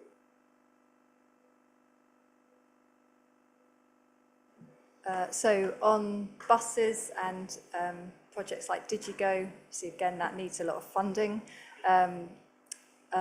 When we start doing this new piece of work on buses and bus services, then we already work with Essex County Council, but we will certainly approach them and see what opportunities there are for government funding or other opportunities for trialling new types of bus services, because certainly demand responsive transport might be a more suitable type of service for a rural community. On the, Maz has got, just told me, a contact in the DigiGo for Braintree. So yeah, we can talk to them and find out how they went about setting it up. Lost my notes here, sorry. Oh, colleges, yes, we do work with the colleges. So we've attended a couple of the youth panels and engaged with colleges that way. We've also engaged with the environment group at Sixth Form College, and Sixth Form College are also part of the Travel Plan Club. In terms of an app, we are in discussions with Essex County Council. That might be something they're looking at in terms of an app that can journey plan for all different modes of transport. So yes, based on the travel, there's a Travel Essex app at the moment that provides journey planning for buses, but Essex Council Council are looking at whether there's an app that could cover everything, whether that's an expansion of Travel Essex or something else, I don't know at the moment. Definitely something that's being looked at. And we know from feedback and engagement that there's just too many different apps and everyone just wants one app, as you say. So yes, thank you for that comment.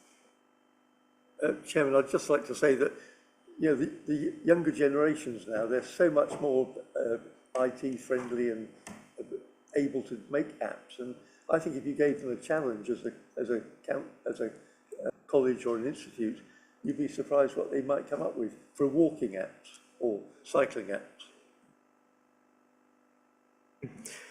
Councillor Scordis? Yeah, I mean, just to quickly come in here. So I was at a bus event yesterday in Chelmsford as county councillor. I didn't actually see anyone from Colchester, but I don't know if they got an invite.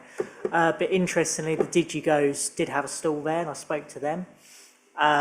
They're very contingent on, again, funding, and they're looking at expanding. I was surprised that they don't do tendering at all, and tendering is very, very rural, and obviously has a significant elderly population that need to get about, and they haven't touched there at all. But they weren't optimistic about getting us very soon, unfortunately. LGR may change that, especially with a mayor as well, may change that. But actually, a lot of it comes down to deregulating buses. We've seen the slow erosion of bus services across the country. But I am wondering, actually, maybe this could be something for our work programme, looking at the public transport network.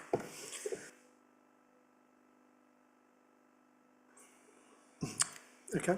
Any other questions? I've got a few points. I agree with Councillor Davis with the app. I've visited a few cities, and it's amazing that the city itself seems to have its own transport map where you can see all the key buildings and where to go, where to walk, buses, exactly, rather than that one map, which is quite useful. To see what you officers have done, the amount of money you've got and raised, is phenomenal. I'd like to praise you for that. I'm sure that the committee would as well. It is amazing. You mentioned that you do a lot of surveys and, you know, collecting evidence. And also the projects you do, it's quite clear. You talk about so many different projects. It's phenomenal with a simple summary or a dashboard of all these achievements. So people can just look at it and see what you do. It is phenomenal. And what was the other one? The questions I've got, if I just give them to you, see if you can answer them. With the projects you're doing, have you got any indicators of the behaviour change of people and how it's been affecting whether they are getting out their cars and getting the bus, etc.? What are the schemes that you're doing which get the strongest public and resident engagement? And really, is there any barriers that are going to prevent any progress on some of the projects you're doing? So on the indicators of behaviour change, we've said we evaluate each individual project. So, for example, the e-bike and e-cargo loan scheme, we ask the hirers whether it's changed how much they use their car, and whether they've gone ahead to buy any cargo bike. I'm sorry, I can't quote it off the top of my head, but we've got, obviously that does show that there has been some behaviour change. We also asked in our evaluation survey whether people have changed their behaviour or the way they travel into the city centre since last year, and I can't remember the stat, but it was over 20% had changed how they travel into the city centre. So we've got various different indicators from our different projects of the impact they're having. We also carry out travel surveys as part of the Travel Plan Club each year to monitor travel behaviour change. So yeah, we do collect that information. Yeah, go on. Yeah, just very quickly on that. There is, so Essex County Council have sensors across the travel network where it detects kind of what kind of users are using, so be that on foot, on cycle, or on vehicles, and they've got that in key areas. And you're not going to believe me when I say this, but where they put in high quality walking and cycling infrastructure, they've seen the biggest increase in walking and cycling. My point is that kind of, we see our work as being really important to opening people up to kind of the idea of giving them the opportunity to try and experience and kind of do it safely. But then in order for those habits to continue long term, the infrastructure needs to be there and it needs to be in place for them. No, I totally agree with that, but once again, like Councillor Willett said, most of these brilliant walking and schemes are in the city centre. For example, my ward, Mersey, Peldon, Abberton, would love a cycle lane straight into Colchester, because the amount of cyclists going to and from Mersey is phenomenal. I'm glad that the DOT scheme is coming as well. But it'd be really good, like I say, you've almost got the benchmarking areas to possibly give us a dashboard of these figures you're saying, because you could look at that. I think it's phenomenal. And the amount of money your team done, what the work done is brilliant. Yeah, is there anything else from the officers, or are we happy to... So, are we happy to acknowledge that report? I'm assuming we'll take up some of the points that the panel have made around work programme in the next item. Yeah. Would everyone like to just have a 10-minute break? It's after 7:30.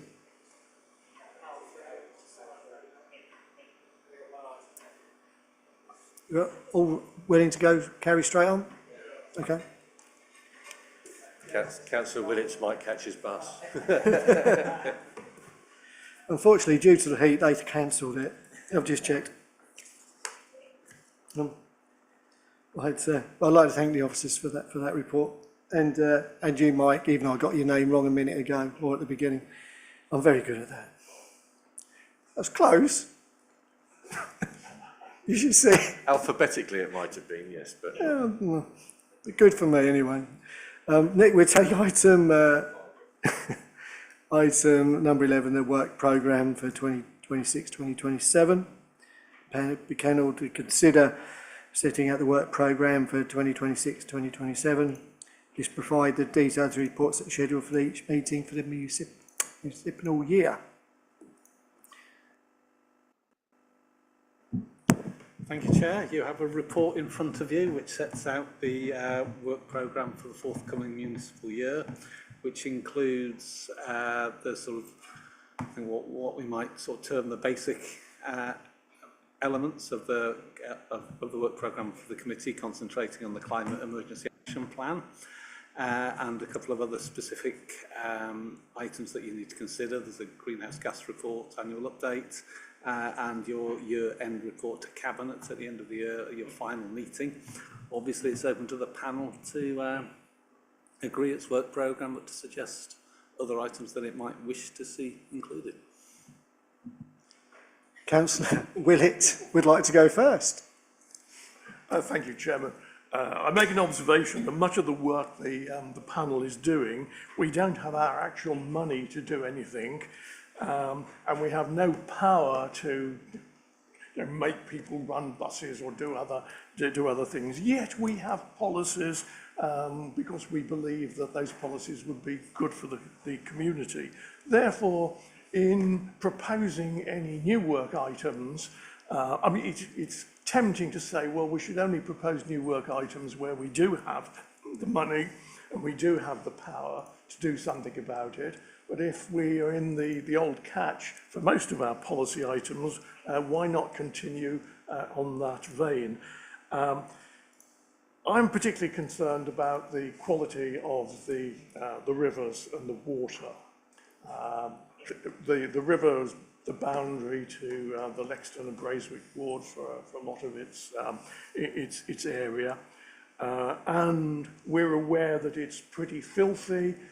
We get the reports from the Environment Agency about the number of sewage discharges, even into our own little river Cole, and it is worrying.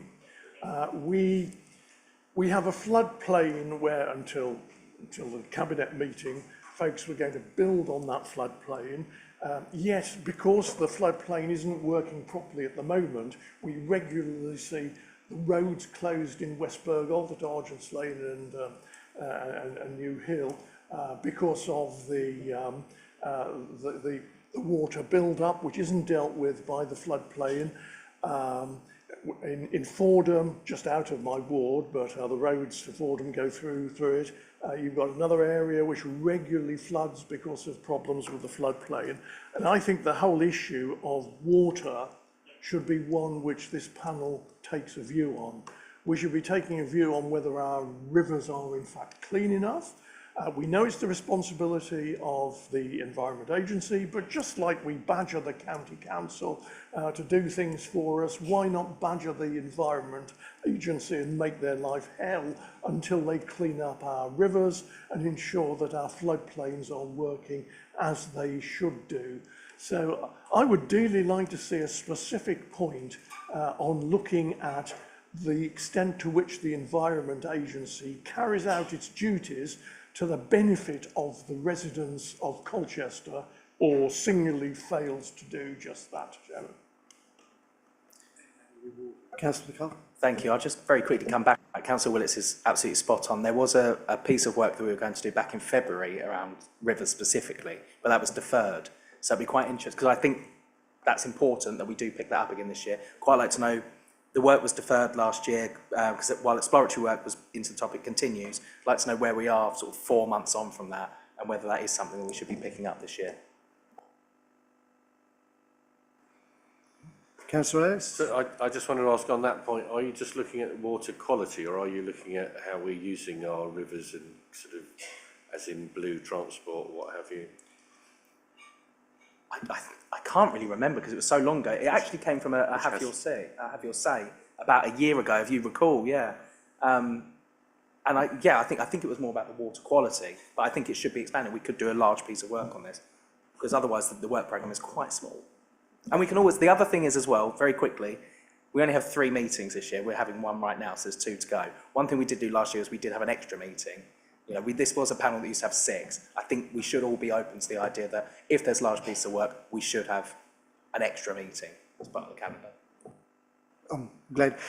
Actually, I have got actually a list of items that I'd like to add to the work programme. Believe it or not, that is one of them. Is there any other ones that would be suggested? Councillor Davidson. Thank you, Chairman. I'd like the officers to come back probably in October at our next meeting and give us an update on the progress on the suggestions we've made through this meeting. So, for example, integration with the Institute and the Sixth Form College, you know, can we deliver an app, walking and cycling app, by the end of the year? I think the younger generation would. Councillor Kamal. I can't really say your surname, so I'm going to call you Kamal, if that's all right, Councillor. Thank you, Chair. Yes, I mean, excitingly, during last full council meeting, proposals to strengthen ESB's terms of reference were approved and adopted. And this means the panel's framework now makes explicit reference to tree planting, the woodland project, Trees for Years, and 20s Plenty campaign. And earlier this week, when we had our first ESB spokesperson briefing ahead of today's meeting, both yourself and I also express our common ground of including an item on current condition of rivers, so I fully support other colleagues' requests as well. In addition to that, as now our amended terms of reference includes woodland project, I would love to have an item on reactivating the woodland project and exploring the ways to introduce Trees for Years scheme. Similar to what we did previously with the licensing committee, I guess, having an item on local government reorganization and potential impacts of LGR on our environmental obligations will be useful. And I believe we should also get some clarity regarding our ongoing relationships and partnerships with Colchester-based environmental groups and explore expanding these. Last year, when there were discussions around condition of river, officers did mention a number of ongoing projects led by University of Essex and other collaborations we had with campaigners. So it would be really helpful to have a full list of current partnerships that we have.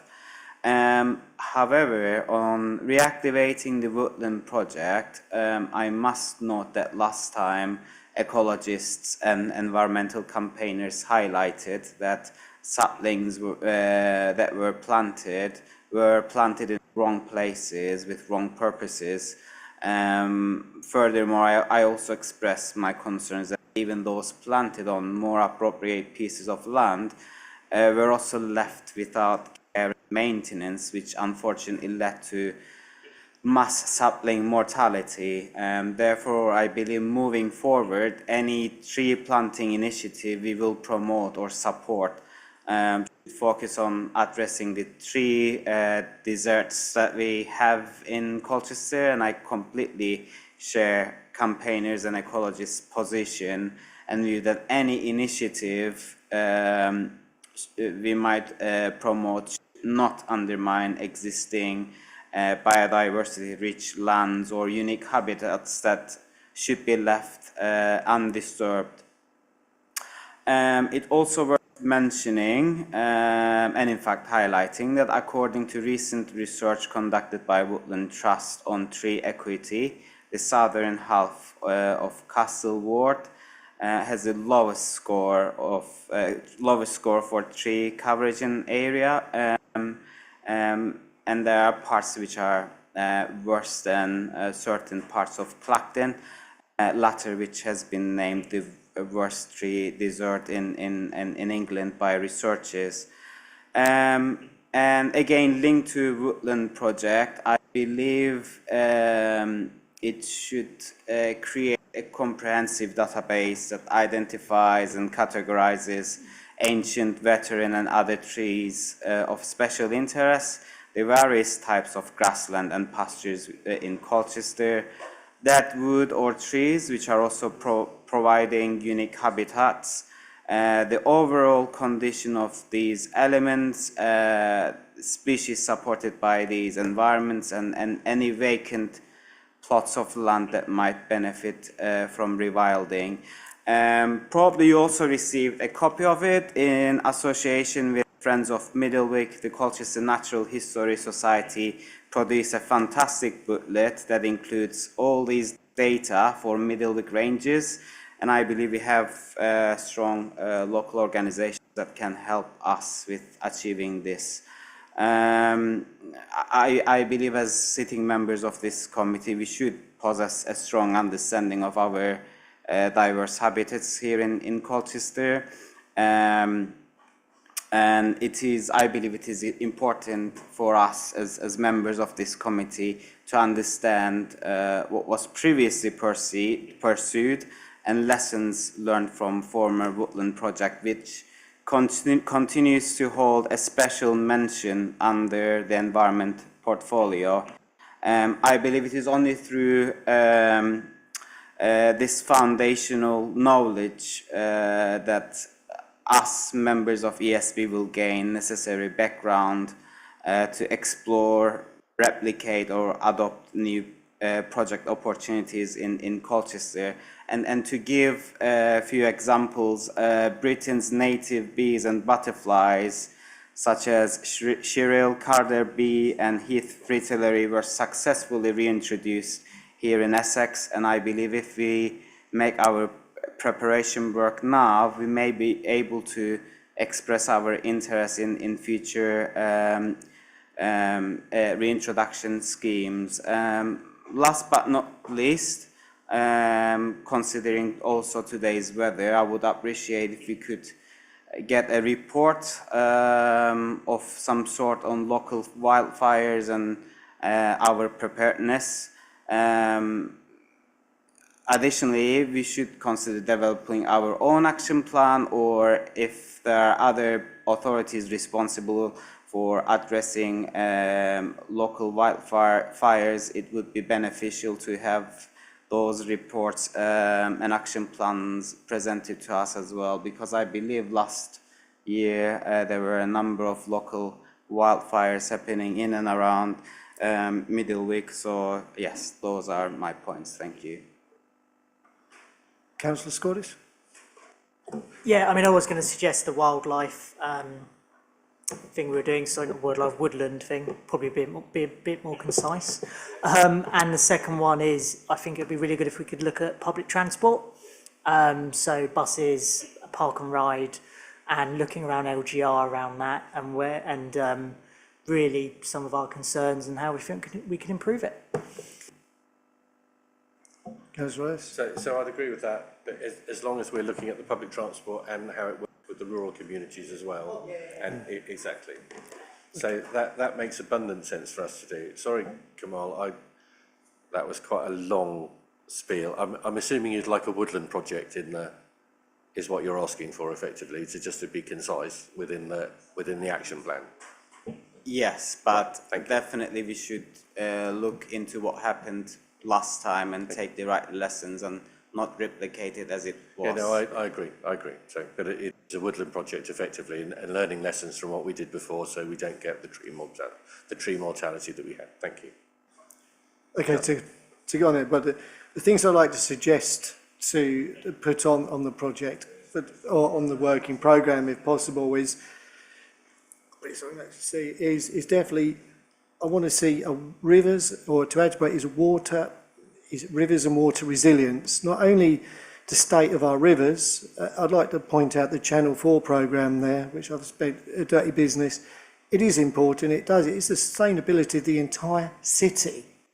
Every village and that can be affected by this. I think it should be looked into. I'd also like to look into the resilience and that of the electricity power grid.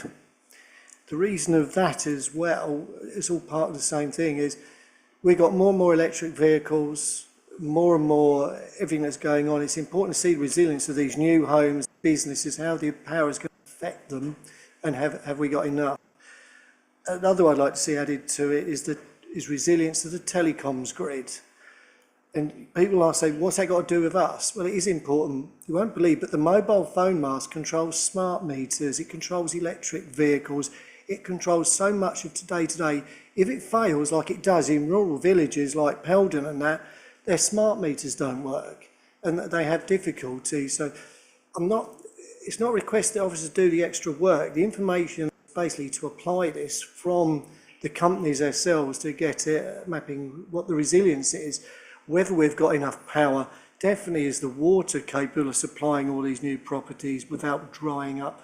The amount of burst water mains now is getting absolutely daft. You drive round, there's a road being dug up everywhere because the water system is actually just collapsing, especially in Peldon. They can barely get home half the time. They're closing the road every other week. Mersey, they've dug up the same road in the same stretch. And, well, the way they dig it up and leave the traffic lights up is ridiculous. So, basically, I'm looking definitely the rivers, electricity and telecoms possible to look at the resilience of the grid and what it can provide. The last thing is to have all this, which I have suggested, speaking to Simon, is to have a KPI dashboard and a spreadsheet. I have sort of sent one round for possibly the officers to look at, whether they could look at. I believe Kamal's seen that. I've seen it to others who want to look at. I know the officers got restricted on time. I don't think it's a plan for you to go out and physically do these reports. It's to gather the information. And what Dennis has talked about is angling more to have these charts, which can be, you reply for them, I've got them myself. And to help with this, if the panel is willing, is that I know we talk about the 20 mile an hour scheme and we explained to Kamal. I believe that rather than you spending all the time on it, because it really is a county or a possibly unitary thing on it, even though it's agreeable, especially certain areas, maybe it's more of an update from what's going on. So you could concentrate possibly more on definitely the water and river states that we've got. That's what, so to take the burden off you is to basically get the 20 mile an hour scheme as more of an update, so we can concentrate on these important schemes. So, would panel, Councillor Ellis? I'm just going to say to you that some of the work that you're talking about, I think, has been done elsewhere or is being done. I think we need to be careful we're not replicating across the authority. So that they want to have a talk with the local plan team, for instance, when you're talking about water, transport, what have you, because a lot of this work has already been done. So let's just make sure we're not asking officers to replicate work that has been done already. They can go away and find that. Exactly. It's not. I'm not asking them to replicate work, but as remember, this panel is to scrutinise what is going on. There might be reports being done, but these reports are. I'm not asking. The question is, it's not asking officers to go out and do these checks. The Environment Agency, Anglian Water, can give the results. UK Power can literally tell you what they're. It's quite hopefully a simple question. And after speaking to Simon, I think 90% of the information, I believe, the work Simon is already there, I believe. It's just how he put it. Yeah,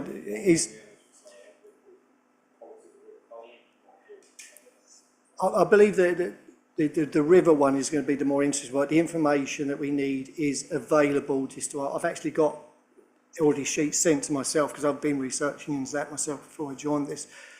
So how we put it in, those to put on the workload if possible, is sustainable transport for the whole city. I believe that was one for everybody. Was that agreed? Public transport, yeah. Public transport. Public transport. Secondly, definitely waters and river resilience and quality. I can give officers contacts I've got from that. Oh, you've mostly got them, I know. I'm not. But if you want some, I can forward you some. Information, if it's possible, on the resilience of the electricity grid, a question to the DNO for that, hopefully to see what it is with the effects. You can get the telecoms one, it's more, because I didn't realise how much the telecoms network affects things, but it really does. And to have a sustainable city, we need a sustainable mobile system, I believe, whoever it is. And the last one, which I did speak to you, is the KPI dashboard, of which you've looked at, which hopefully you'll modify, hopefully the reporting for the group to see, to put on the work programme. Is that okay? Have we included Robert Davidson's app? Oh, sorry, yes, and Robert's, and the app to speak to for the university students, etc., and college. Yeah. Dennis. I'm not sure the extent to which it is genuinely a new work item project, but it certainly concerns our work programme. What is the relationship between this particular panel and the local plan committee? Because there is a clear crossover. For instance, Kamal was just talking about woodlanding. Now, in my area, there is an area of ancient woodland.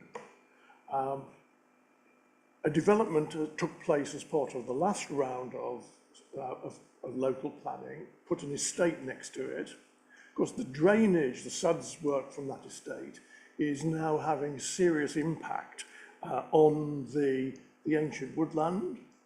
And I would go as far as to say that the local plan's view about whether the development would affect the ancient woodland was essentially dishonest, because it was clear that it would do. There is now another proposal in this round of local planning to put yet another estate on another boundary of the same area of ancient woodland, with again the same proposals for drainage of the estate, the SUDS systems draining directly into the river, which will further affect the ancient woodland. But everyone just says, no, it's quite okay to put these areas of new development around ancient woodland. It'll have no effect at all. And we know that that is not an honest statement. And I certainly support the idea that we look at additional woodland, but we should also be doing our darnest, Chairman, to ensure that existing woodland, and particularly ancient woodland, is not tramped all over by the local plan committee, which they are doing at the moment. So what in our work programme is going to be the dialogue between ourselves who are looking after the environment and the local plan committee, which is taking a very specious view on the effect of some of the developments that they are proposing to permit in the 5-year land bank on the existing woodland. I think the terms of reference of the Environmental Sustainability Panel and the Local Planning Committee are very different. I think the Local Planning Committee must be left with the primacy it needs to deliver a local plan for the council. It is also charged with considering environmental matters as you'd expect. It has to have an accompanying SEA, and it's absolutely full of environmental policies. If you look at the papers that are now published, it's got them in a many and numerous, and including ones that specifically relate to ancient woodlands. So we can't have panels that are effectively treading on the toes of other panels, because that's the right place for that to be discussed. So I would urge this panel to not try and cross over effectively. Jim, if the ancient woodland dies as a result of a local plan committee decision, and the decision is that their environmental assessment is that it won't die, but it is dying, whose responsibility in the council is it to start dealing with this problem? It's easy to put arguments about who has overall responsibility for those areas, but there is a serious problem that is going wrong. And is it part of our work programme to put that right? In short, no, I don't think it is. Chair, if it's helpful, this committee is a committee of Cabinet. It's there to make recommendations to Cabinet. So it's about resources and services that the council runs. And obviously local plan has a different focus, and it's about future land use and issues around that. I think might be a sort of useful distinction to think of. So what we're considering here really is about what recommendations the panel might want to make to Cabinet about particular council services and the way that council operates and its executive functions.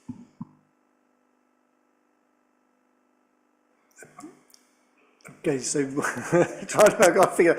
So I know Kamal was talking about the possibility of woodlands. Would it be a fact that we could possibly add in with a critique, is that we look at that woodland and the preservation of existing woodland? Could that be? You have in your terms of reference, Chair, that specific reference to being able to look at issues relating to tree cover, further planting, things like that, and review of the woodland project. That would be entirely appropriate for you to look at that, yes. So we could add ancient, existing woodland into it to add into that report. I would also suggest, Chair, though, that on the list that you've done, you've already, I think, got 4 items. Yes. And obviously you've got existing items already in your work programme. I think we just need to be realistic about the amount of work that the committee will be able to do. Well, I'd actually suggest with the committee that the most important one is the water resilience, and the state of the rivers is definitely is one. I think the reporting mechanism I'm talking about is basically a reporting mechanism rather than additional work, hopefully, that you'd be able to adapt that to report on. I hope to think that is correct. Would that be, can I ask on, would that be okay, as a reporting mechanism? Yeah, I can take the sort of the premise of the spreadsheet that you've worked with us, and then to include some of the parts that you've included within that spreadsheet into the existing reporting framework, so it starts to actually cover some of the questions and the answers that you want. Yeah, because I know you've already done a lot of that work. It's just a mechanism for the dashboard. So the additional work really would be, the main one is water. Possibly the app hopefully might be a more of a simple one for officers to request the college to look at. It could almost make a competition out of it. I'm not too sure.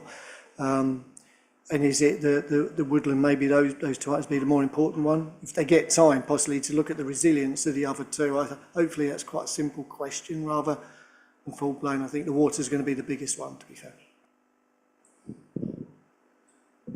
In terms of the water one, that's certainly one we'll take away.